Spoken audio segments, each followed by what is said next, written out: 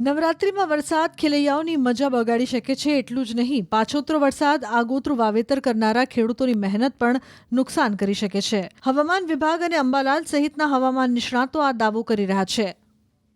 બંગાળની ખાડીમાં બનનારી સિસ્ટમના કારણે આ સપ્તાહમાં વરસાદની સંભાવના છે. ખાસ તો 14થી લઈને 16 ઓગસ્ટ દરમિયાન દક્ષિણ ગુજરાતના કેટલાક જિલ્લામાં ભારે વરસાદની આગાહી છે. આ ઉપરાંત આવતા સપ્તાહમાં પણ વરસાદની સંભાવના વ્યક્ત કરાઈ રહી છે. ખુદ હવામાન વિભાગે જણાવ્યું કે 18થી 24 સપ્ટેમ્બર સુધીના ઘણા દિવસોમાં ભારે વરસાદની સંભાવના છે. હવામાન વિભાગ તરફથી આ સપ્તાહથી જ દેશમાંથી ચોમાસાની વિદાય માટે અનુકૂળ સ્થિતિ સર્જાવાની પણ સંભાવના વ્યક્ત કરાઈ છે. જો કે ચોમાસાની વિદાયની શરૂઆત રાજસ્થાનથી થતી હોય છે, એવામાં ગુજરાતમાંથી ચોમાસાની વિદાયમાં હજુ સમય લાગી શકે છે. ત્યાં સુધીમાં નવરાત્રિ આવી જશે. વરસાદમાં હવામાનમાં પડતો આજે 12-13 તારીખથી જ આવશે. પવન સાથે અણધાર્યો ફેરફાર થઈ શકે છે અને લગભગ જોવા જઈએ તો તારીખ 14થી 20 અને ક્યાંક 22માં રાજ્યના ભાગોમાં વરસાદ થવાની શક્યતા રહેશે. દક્ષિણ ગુજરાતના કેટલાક ભાગમાં ભારે વરસાદ થવાની શક્યતા રહેશે. કોઈ ભાગમાં લગભગ 2 ઇંચ 3 ઇંચ કે 4 ઇંચ જેવો વરસાદ થવાની શક્યતા રહેશે. વડોદરાના ભાગોમાં, મધ્ય ગુજરાતના ભાગોમાં પણ વરસાદ થવાની શક્યતા રહેશે. પૂર્વ ગુજરાતના ભાગોમાં ક્યાંક ભારે વરસાદી ઝાપટા પડે. ઉત્તર ગુજરાત, મહેસાણા, પાટણ સમી, હારીજ ઉપરાંત બનાસકાંઠા અને અરવલ્લી, સાબરકાંઠા, પંચમહાલ વગેરે ભાગોમાં વરસાદી ઝાપટા પડવાની શક્યતા રહે. આ વરસાદી પાણી કૃષિ પાકો માટે સારું ગણાય. વરસાદી ઝાપટા અલગ અલગ ભાગોમાં પડવાની શક્યતા રહે.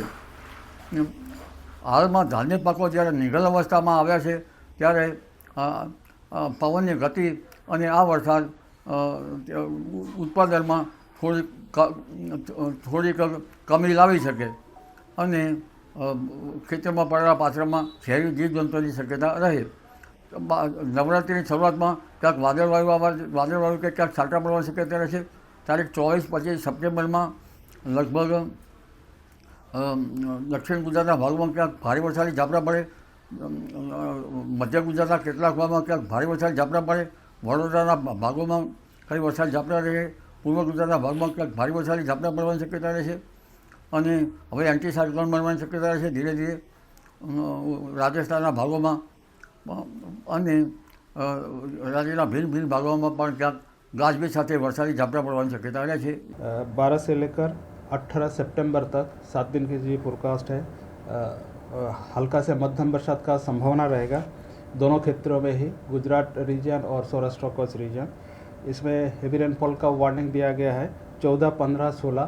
मेनली दक्षिण गुजरात की जो ज़िला है इसमें हेवी रेनफॉल आइसोलेटेड प्लेसेस में येलो वार्निंग के साथ दिया गया है. अभी थंडरस्टॉर्म, उस टाइम थंडरस्टॉर्म का भी वार्निंग दिया गया है 14, 15, 16 सितंबर के लिए. इसमें wind speed 30 to 40 kilometre speed रहेगा और जो लाइटनिंग के साथ ही थंडरस्टॉर्म का वार्निंग दिया गया है. और वीक टू 18 से 24 सितंबर जो नवरात्रि आ रहा है, इसमें fairly to wide spread rainfall संभावना रहेगा गुजरात में. और इसके साथ आपका हेवी रेनफॉल का भी वार्निंग मतलब आई हुई है मॉडल से. आइसोलेटेड प्लेसेस में हेवी रेनफॉल वार्निंग आई हुई है गुजरात रीजन में. Many days of the week मतलब 18 से 24 वाला जो वीक है इसमें मेनी डेज हेवी रेनफॉल का भी चांसेस रहेगा. નવરાત્રિમાં ગરબે રમવા અને રમઝટ બોલાવવા પાસની વ્યવસ્થા કરવી કે નહીં એ મુદ્દે ઘણા ખેલૈયાઓ અસમંજસમાં છે.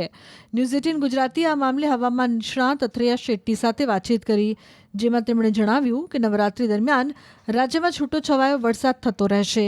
ગાજવીજ સાથે કેટલાક વિસ્તારમાં મધ્યમથી લઈને ભારે વરસાદ થવાની શક્યતા છે. ખાસ કરીને દક્ષિણ ગુજરાત, મધ્ય ગુજરાતનો પૂર્વ વિસ્તાર તથા સૌરાષ્ટ્રમાં વરસાદની સંભાવના છે.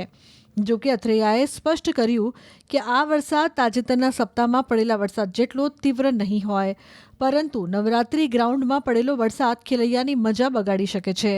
સામાન્ય રીતે 15 સપ્ટેમ્બર આસપાસથી ચોમાસાની વિદાયની ઘડીઓ ગણાતી હોય છે, પરંતુ આ વખતે ચોમાસું લાંબુ ચાલે એવું અનુમાન છે. હવામાન વિભાગ પણ અગાઉ એવી સંભાવના વ્યક્ત કરી ચૂક્યો છે કે આ વખતે ચોમાસાની વિદાયમાં વિલંબ થઈ શકે છે. હાલની સ્થિતિને જોતા કંઈક એવું જ ચિત્ર જોવા મળી રહ્યું છે.